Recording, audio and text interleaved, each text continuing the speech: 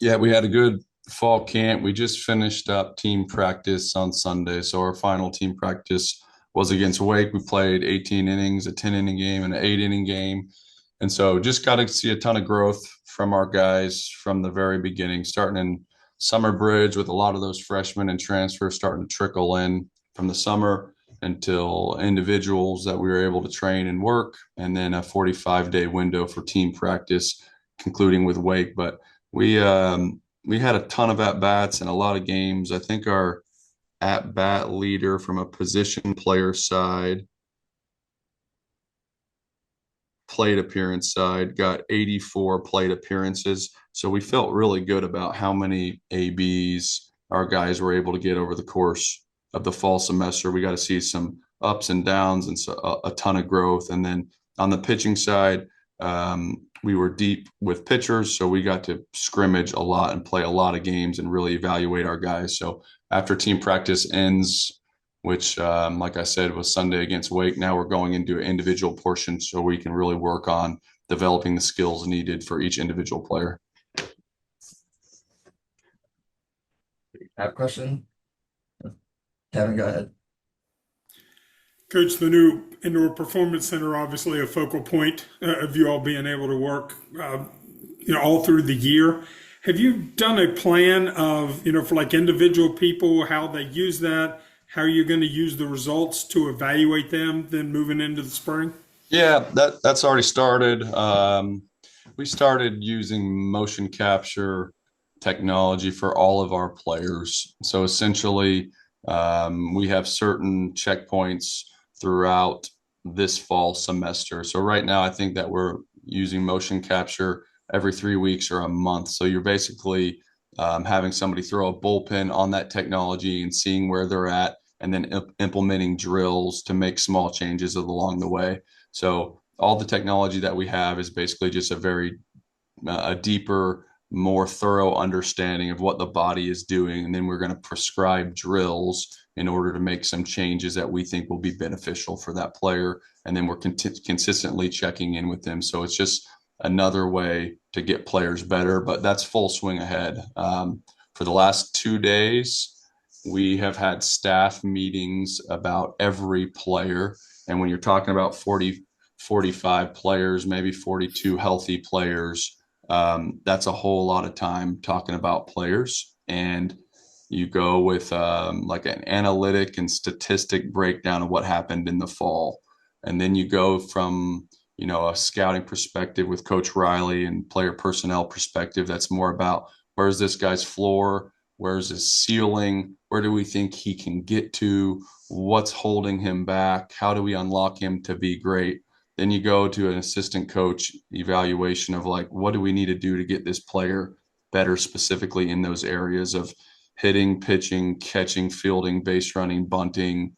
And then another big piece of this was Courtney Simkowick, who is our biomechanist that works in that lab. It was, what does the motion capture say? What do we need to do to get that person better from a movement standpoint, right? So it's a different area, but it's, on the mound, some of the things that would be said potentially is, his trunk is too early, his ground forces aren't enough, he doesn't move quickly enough, shoulder abduction is too limited, he's crossfire with his front leg, resulting in him being quad dominant on his back leg, like things like that are specific body movement stuff.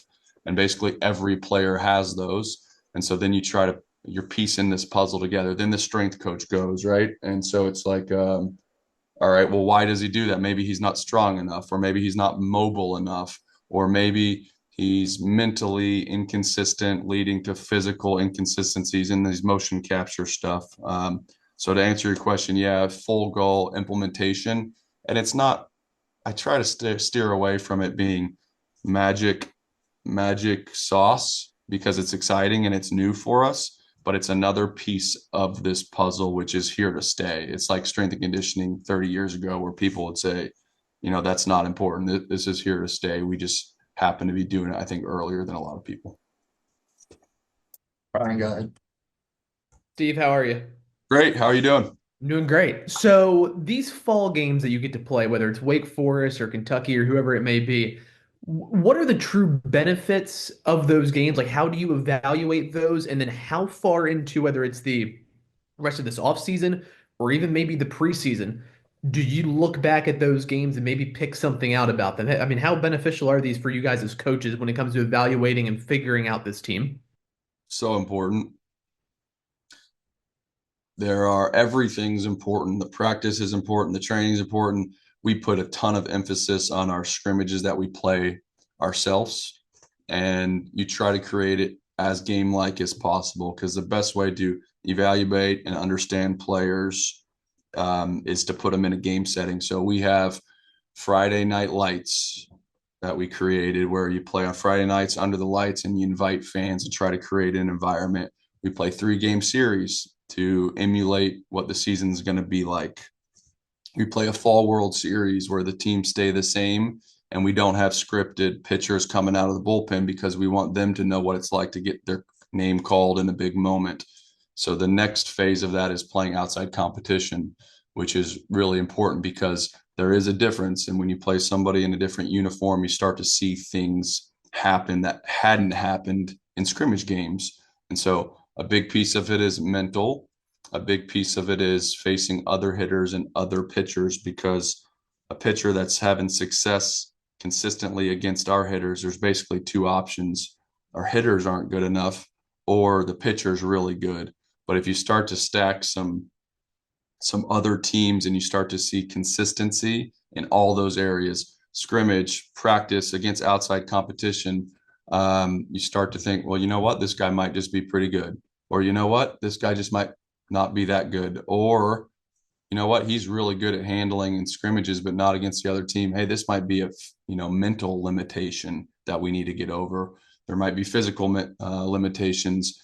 You're able to see them in different roles and settings. So I think extremely critical for the development of our team. The results are probably the least important piece of a fall result. Actually, I know for a fact it is 100% meaningless. And sometimes there may be benefit to losing games because we're just talking about young people that are trying to stay motivated to be their best version. And although when you get older and mature and you coach for a long time, I think it's a humbling game, and we have so much humble pie eaten that we recognize that those games don't matter. But from a player standpoint, if you struggle, you probably keep your foot on the gas. So some sort of balance of like confidence while keeping your foot on the gas. You need to have confidence to know you're going the right direction, but feeling good about yourself in October is not really a recipe for greatness, in my opinion. Justin, go ahead. Coach, the kind of how you doing? Good morning, by the way. Great to see you. It's fun to see all you guys. It's been a Yeah. long time, it feels like, since we've got to do this stance. To kind of follow up on that fall ball stuff, from what I understand, I might have gotten bad information, but apparently you guys did look pretty good down there in Wake Forest. I'm just wondering, what can you confirm about that? Obviously, Wake Forest is a big name in college baseball, so can you confirm that you guys won, look good? What can you say there? Yeah. We, for the first time, so the Kentucky games that we played in the middle of the fall, we played strictly developmentally. And every time you put on a uniform, you play to win and you're competing at your highest level. But there are a lot of strategic coaching decisions that have to be made that probably put you in the best situation to be successful, right? And so against Kentucky, for example, we threw no pitcher more than 1 inning. Yeah, okay. Yeah, so we were literally rolling one guy after another. You get your inning and you get out. So it's almost like a heart rate test, who can just handle stepping on the mound and doing what they do. So it's like touch-up work. And then from a position player standpoint, we tried to put the top 9 players that we thought had kind of earned that start in Kentucky, but then we substituted, you put guys in different positions. We essentially played even playing time for every position player when we played Kentucky. When we played Wake for the first 10 innings with the personnel that was healthy from a position player standpoint, we quote unquote played to win. So we put in what I believed would have been the starting lineup for that day with doing very limited scouting report work. So there could be changes based on left-handed, right-handed matchups and who you want in there. We didn't do any of that work on my end from a lineup standpoint. We just put in who we thought, were the most deserving 9 players that I thought would have a chance to give us the majority of innings in the spring. That always changes. So I'm not going to be right, correct in my decision making today, but that was the goal. So, and then we let starters get a little bit closer to their pitch count limitation. So we're not going to run guys, to 80 or 100 pitches at this point in the year. But a lot of our pitchers had worked up to 60 pitches. And so, for example, we had Chase Meyer go 2.1 innings, and I think he got close to that 60 pitch mark.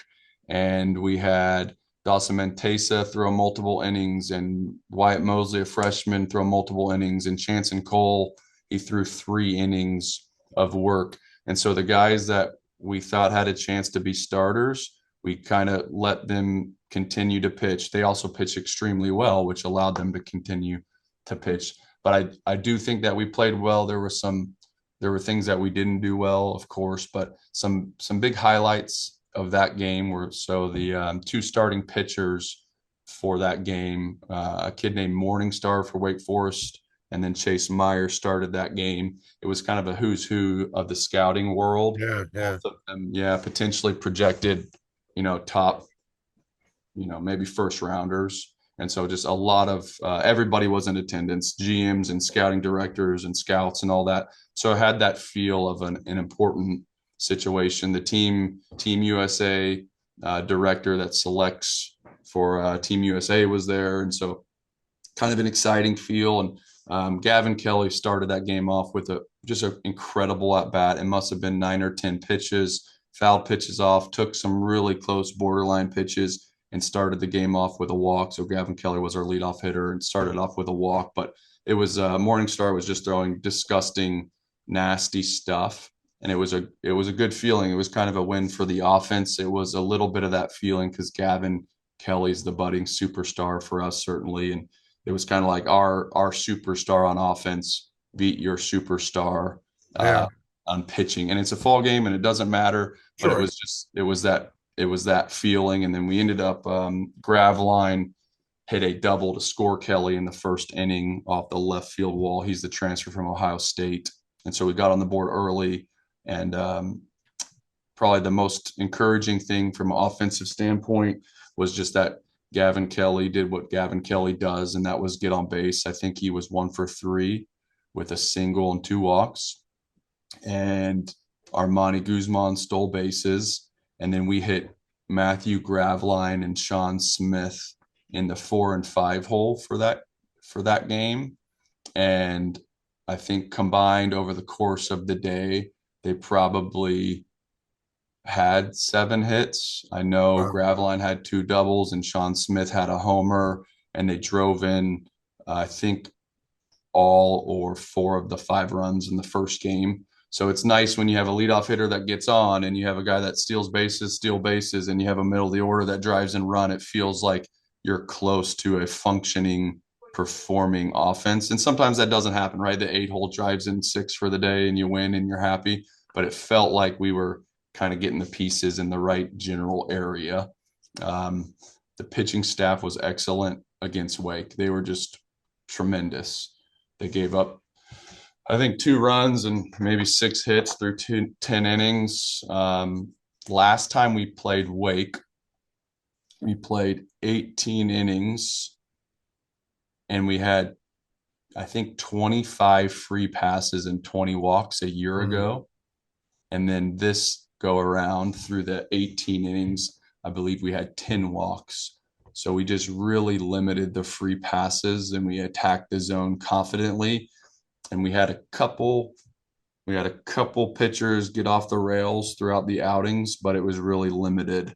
And so overall, we controlled the game. We definitely controlled the first 10 innings, and We won 5-2 in the first game, but we had two opportunities with man on second and third with no outs and didn't capitalize later in that game, I think in the seventh and the ninth inning. And so we had opportunities to really put somebody away and didn't. So depending on how you want to look at that, good or bad. Um, but liked the pressure we were able to put on. And Wake is known for having elite arm talent. And so it was a Right. good test for our guys. Yeah, it sounds like it was a real stinker. The one guy I kind of wanted to ask about was Yale. Obviously, he had the Tommy John last year and had to miss out. Where is he at now? Are you able to use him yet, or is he still kind of on the mend? Or Yep, he's on the mend. He's doing great. About 2 weeks ago, he threw his first breaking balls in a bullpen, but his velo's there. So he's throwing what's supposed to be effortless, smooth bullpens. And he's been up to 93 in those sessions. So his arm is healthy. Now it's about developing pitches and endurance and being able to bounce back and all those kind of things. But his body's in great shape. Um, you asking about that is just about like every scout in America asking yeah, about how's Yale doing.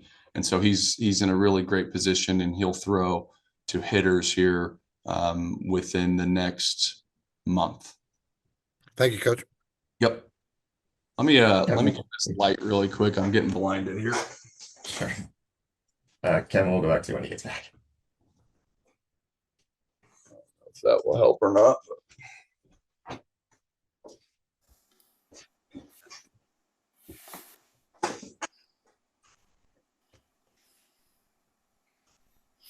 Okay, ready, Coach? Yep, ready to roll. Okay. Notice you still have Gavin Kelly and Armani Guzman listed as utility. It seems like a big decision there is where those guys play. Do they get a regular spot, and or do you shuffle them around some? And how much did bringing in the new catchers and getting the transfer Graveline that you mentioned allow you to play Kelly in the field, maybe move Armani elsewhere? All those things kind of related. All really related and still unknown at this point. I think Gavin Kelly is a sophomore who has an incredible bat. He's very good behind the plate. He's a superstar player, but he's probably not going to catch every game. That would be unrealistic to plan for that. And so Graveline is been incredible. He was our best offensive player this fall, bar none. He had the most power on base, the most 90s. He had an incredible fall and then performed against Wake and was certainly the best player on the field between those two teams offensively on that day. So that being said, Graveline's going to catch as well. And so when he does that, you're not going to DH Kelly because Kelly's arguably the best defensive player at any position on our team. He's incredible in that perspective. So that puts him somewhere. Shortstop, second base, center field, third base. We've trained him at shortstop because we think it'll be in the infield primarily. And so when you do that, that moves somebody else when Gavin Kelly goes to the infield. And we're keeping Guzman as utility. I think in an ideal world, Guzman would probably play center field every day just because he's one of the fastest players in the nation and has a very accurate arm from the outfield and a strong arm. But we've trained him at second base just as much this year because if an injury were to happen and Gavin Kelly was catching who we want to do catch the most of the innings. Guzman has that ability to play second base at a really high level.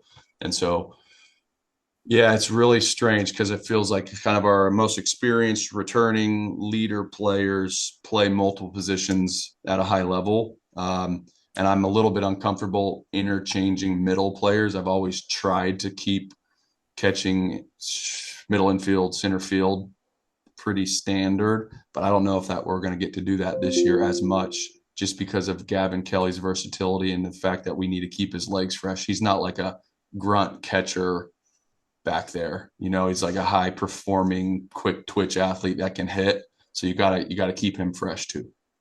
And since you mentioned it, anybody out for the year right now, or are your injuries just, hey, work through them?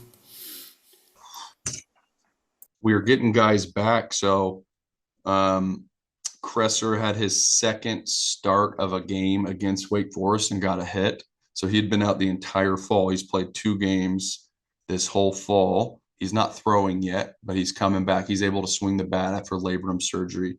So we got Cresser back. There's a freshman named Zahir Barjam, who we had really, really high hopes for, that had hernia surgery and hasn't got to play all fall, but he's on his way back. The only person out for the year is Jackson Ingram, who is a returning middle infielder that had knee surgery. So we have one player out for the year. We have some guys, banged up, coming back from injury, that kind of thing, but relatively good shape up to this point. Ryan, we'll go to you. So, Steve, I guess kind of on the same theme of injuries, but hopefully, I guess a lighter note. I guess teams all around the country, no matter what level, they're dealing with arm injuries in the pitching staff, whether it's Tommy John or whatever the case may be. Is the sport starting to figure out maybe a better way to keep guys healthy all season long, or is that still just an evolving process that the target's always going to be moving and it'll always be something to try to figure out?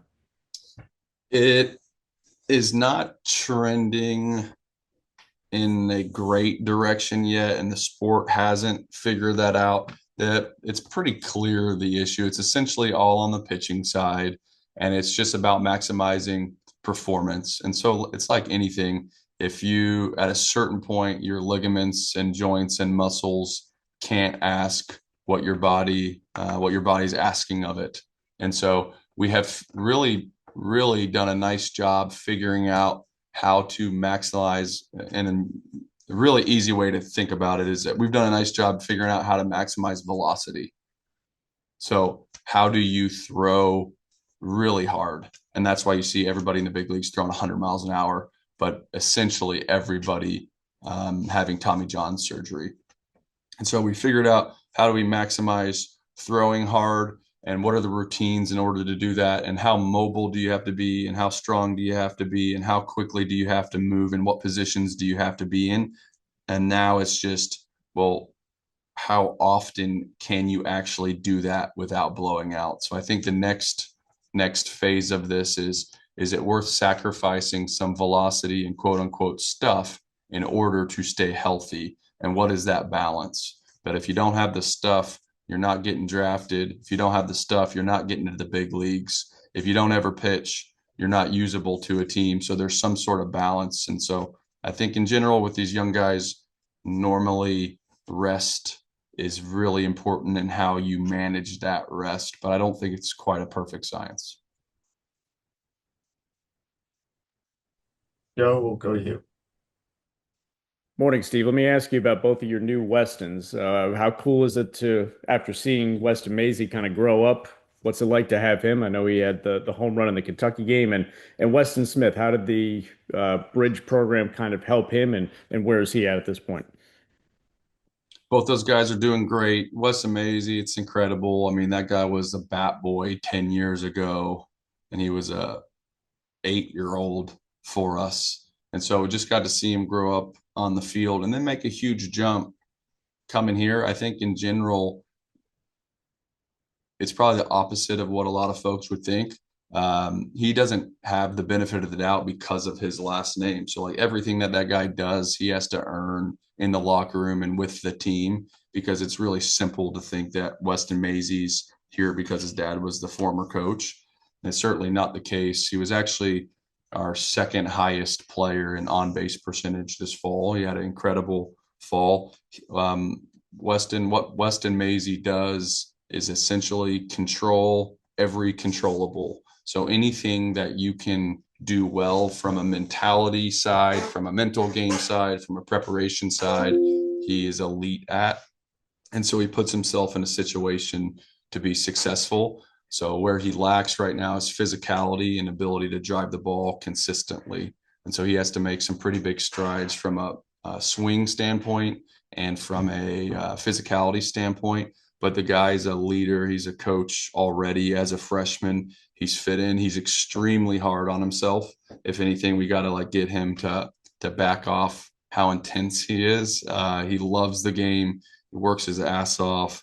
He's been really, really good to coach. And there's been some sort of transition because you go from like, right, he was in the coach's locker room for 10 straight years with me, breaking down games and players. So he's not confused about the conversations that are being had by coaches after every practice and what we talk about and how we dissect players. And so he knows what's expected of him. So it's going to that like coach's locker room guy into a player locker room has been a transition for him, and he's killed it. So really excited about Weston Maisie.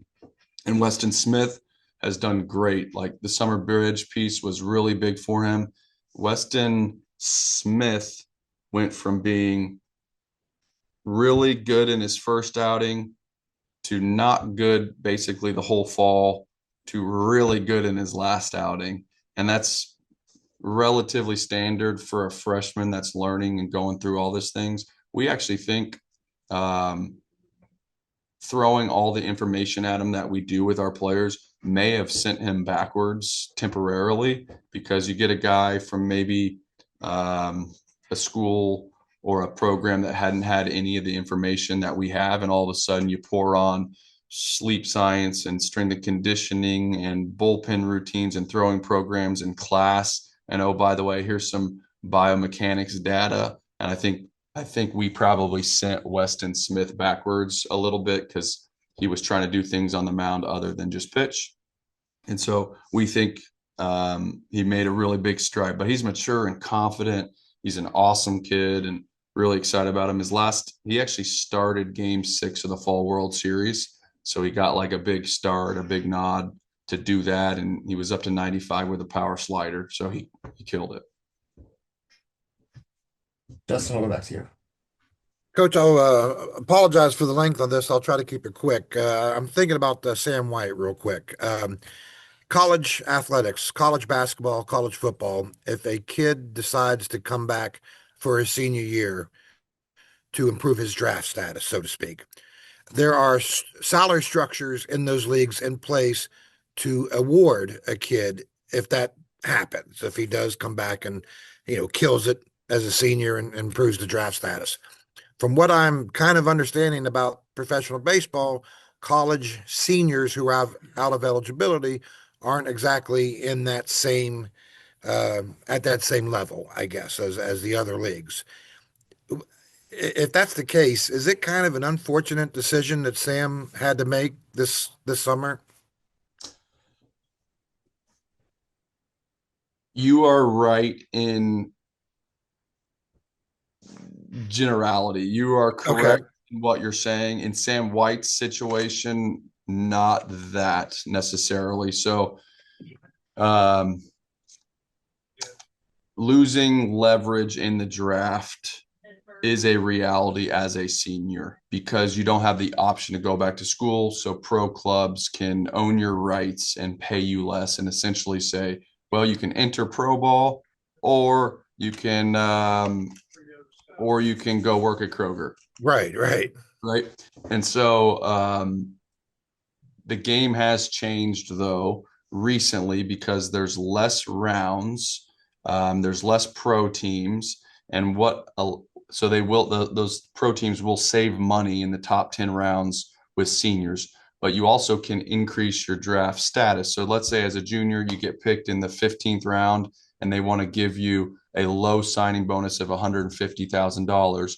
Well, as a senior, they might take you, if you kill it, they might take you in the 3rd round and pay you $200,000 and save money because you don't have a choice basically whether to sign or not. And then they take that money or that slot of that 3rd round and pay a high school or a junior superstar, $3.8 million, or they're able to put that signing bonus into somebody else essentially. And so with Sam's situation, he was a free agent. So he signed as a free agent. So he was not offered a big contract, but decided that entering professional baseball was in his best interest. And he came to school to be a professional baseball player. So he chose to come to West Virginia to develop and be a pro baseball player. And he was ready to do that. And going with the Toronto Blue Jays probably was a little bit of incentive as well. Growing up watching the Blue Jays his whole life. My kids last night when we were watching the game, the game was on, and they were like, "Is Sam White playing right now?" And I was like, "Well, not exactly, but hopefully soon." But yeah, and I told Sam, and I'll tell him until I'm blue in the face. Like I would have, with my own son, had him go back to school because I thought Sam left money actually on the table because he was injured. Pro teams didn't really know what position Sam was. I think he could have come back and caught and played second base and been healthy the whole year. I think he would have even hit better as a senior because he would have been healthy. It's tell whatever you want to say. I think it's hard to perform with a torn labrum. I think he got four or six anchors in his arm, and so he was in pain. He was in a Yeah. lot of pain. Performed at a high level, so they basically didn't draft him and said, "Hey, you wanna sign with the Blue Jays for a smaller amount," and he jumped at that. Whereas I think if he came back to school, he might have been a senior that made some money because of he's such a good player. He's a great hitter analytically as well. And so I think he would have got offered more money, but there's risk associated with that. Absolutely, absolutely. And those are the conversations you have with kids. It's just like you have to lay it out for them. You'd be super transparent. Um, I would, whatever I told him, I would tell to you guys, and whatever I would do with my own son, I told Sam exactly what I would want to do if it was my son. And so that's where we went. And you got to make big boy decisions and you weigh, NIL and contracts and total packages. It's part of the equation too.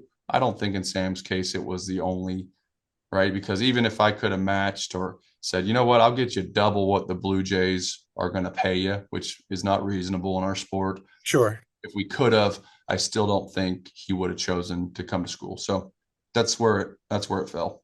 You mentioned Monteza a little bit. Obviously, Ian Korn is another one of your big D2 guys you signed. And another guy I wanted to ask about is your Canadian freshman, Goodacre. Obviously, he had a lot of high recruiting rankings and that kind of. Those two guys, have they been able to help you in the fall? Yes, Montez has been fantastic and garnered a bunch of excitement. And we basically started him the entire fall. So throughout all of our scrimmage games, we let him start, and he worked up to 60 pitches and really big stuff. He's got power stuff. When you on Friday nights, we would start Meyer versus Montesa, and it was probably our two biggest arms. Both, Meyer 93 to 97 and Montesa more 93 to 95 with some 96s in there, throwing strikes and competing. And then Ian Korn is a super high floor guy that I don't think we've seen his best version. He was great this fall. He's one of our best pitchers. He was 91, 94. He throws 5 pitches for strikes, works fast. He's old, veteran, can really pitch. But he threw over 100 innings, I believe, at Division II, and then he went directly to summer baseball and started pitching. And then he came to Summer Bridge and started getting his ass kicked with new strength and conditioning that he's never done before compared to his previous institution. And then he pitched all fall. So we actually shut him down for Wake and didn't pitch him. We're like, enough's enough, dude. The guy's old. He's thrown over 120 innings this year. He needs rest. So we think when he comes back from the winter break, he'll probably be his best version. It's a little bit like Derek Clark. Clark was just average for us all fall, and Korn was better than average. I don't mean to say that, but Clark was the same way. He just worked himself into the ground. He would throw complete games every time he went out for his Division II school. And so you get him some rest and a little bit of a smaller role, or it's impossible to have that big of a role here, where you throw 9 innings every outing. Basically, I think he'll be really good for us. Uh, Oh, sorry, Ben Can Good. I ask one more? Yeah, and Goodacre, he pulled his lat 2 weeks into the fall, and it's Okay. one outing for us so far this fall, and was good. He's awesome kid, great worker. We just haven't got him on the mound at all. One last question. I see on the roster right now you have Lumsden listed as an outfielder. Obviously finished last year playing first. Where do you see him? Is he an outfielder, or do you see him at first at all? Or You got to talk to Grossman about that. Um, he started at first against okay, Wake he's starting at Forest, first. Okay, but he definitely has played a lot of outfield for us. First base has been our biggest unknown. We've played Ben Lumsden, Brian Maggie, Brock Wills, Paul Schoenfield, Matt Robaugh, Tyrus Hall, Colton Sims at first base so far this fall. So definitely the biggest unknown is if we're going to have a consistent first baseman, if we're going to match up, or what we're going to do there. That's another piece of that Kelly thing. You take Kelly's going to catch, but when he's not catching, if he's in the infield, does that mean you slide a second baseman over to first or a third baseman over to first base? That is the position that's completely up in the air at this point. thank you, Coach. Thank you for the Yep. info. Yep. Make these last two questions. Go to I think it's Anwar from College Baseball Weekly. The last question. If you're there, if you're on mute, maybe.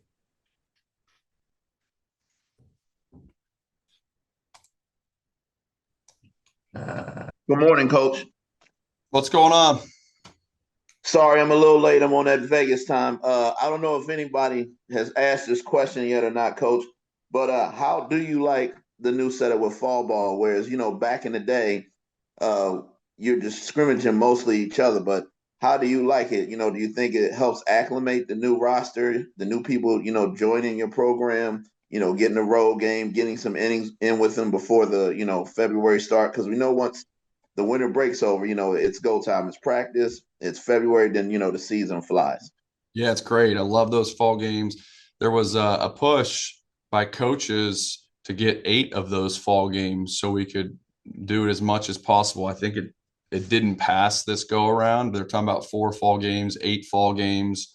I think just being able to see your players compete against the different uniforms is really important because it shows things that aren't shown in inter-squad games.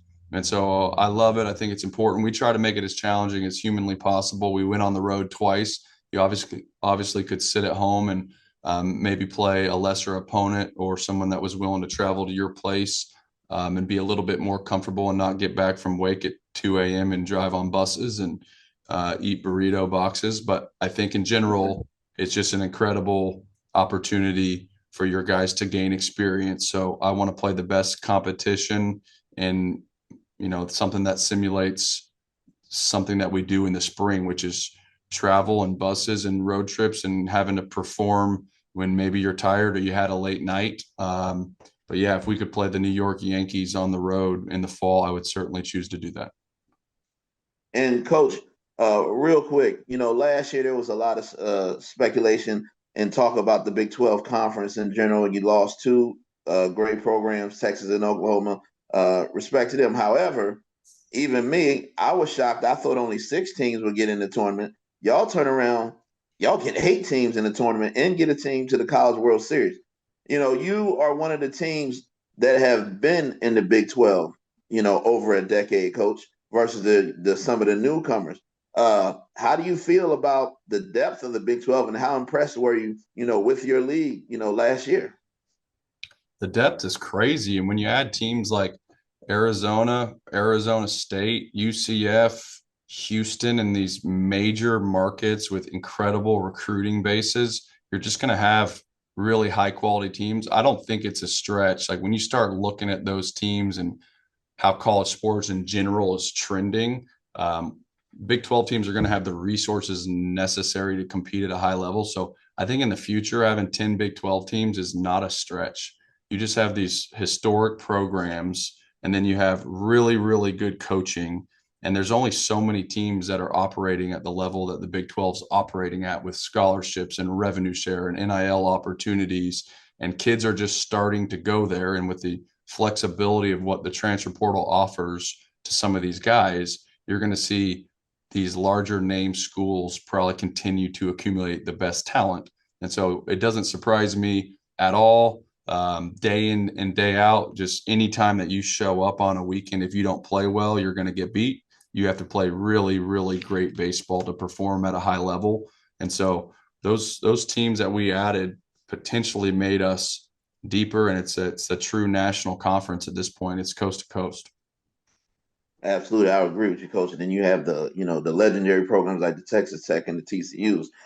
So, and you guys, I mean, Kansas State was right there a couple years ago on the doorstep of the College World Series. I remember in 2024, you guys were about to upset an ACC team. So it's a great conference, and I've grown to have a lot of respect for it. Last question, Coach, and I'm gonna ask you a fun one before I get out of here.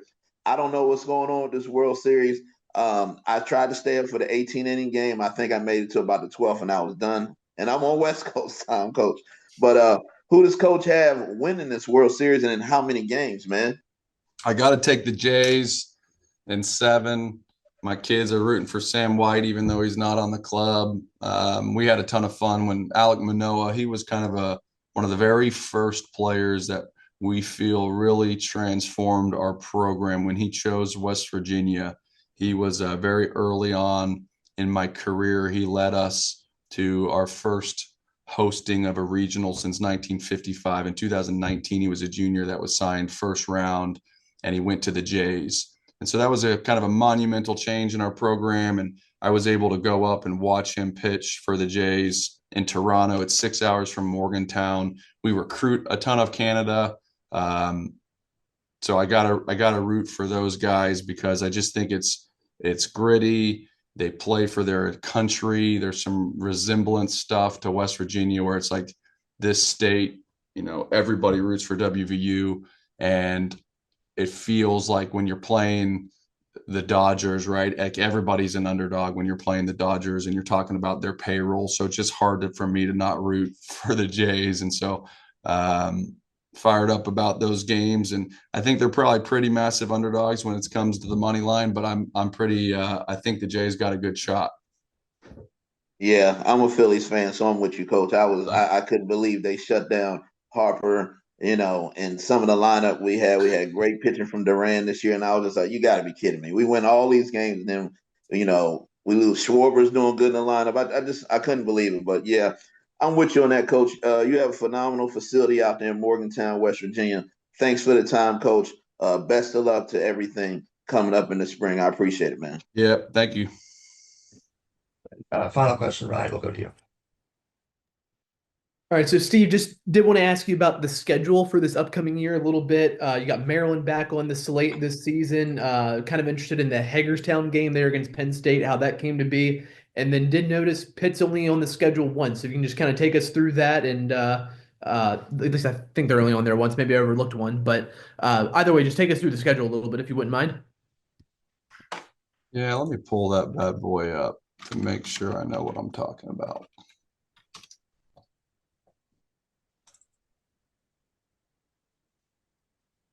We traditionally, we would love to get 4-game sets to start the year just because midweeks when we open aren't normally possible. Like they're very risky to schedule a Tuesday or Wednesday game. And obviously our kids have to go to class. So we try to set up 4-game series on the weekends. If we can go and play 4 games in 3 days or 4 games over 4-game set, we'll always do that. It's just really difficult. So even working 3 and 4 years in advance, we were unable to do that. And then the other balance is, okay, you can get someone to play your 4 games.